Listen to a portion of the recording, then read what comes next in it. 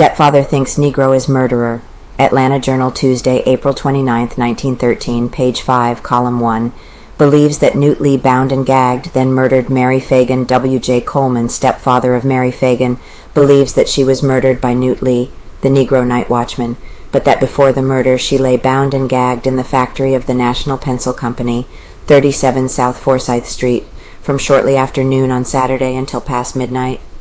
As people passed back and forth along the street, as members of the girl's family waited anxiously for her return, he thinks that she lay helpless within the factory, while the Negro waited for an opportune time to attack and then murder her. His belief is that as soon as she had been paid the wages that she went to the factory to collect, she passed into the dressing room, perhaps for a drink of water. There, in his opinion, the Negro seized the girl and bound and gagged her.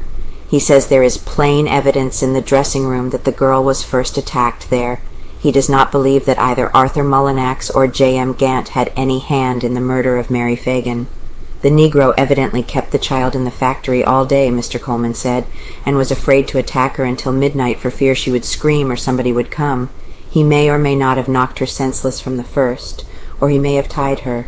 I do not know, but when Gant entered the shop, it is more than likely that he knew nothing of the girl's presence there, and simply went up and got his shoes, as he said, and went out again.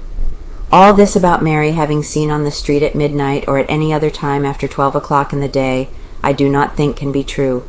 I believe she remained all day in the building.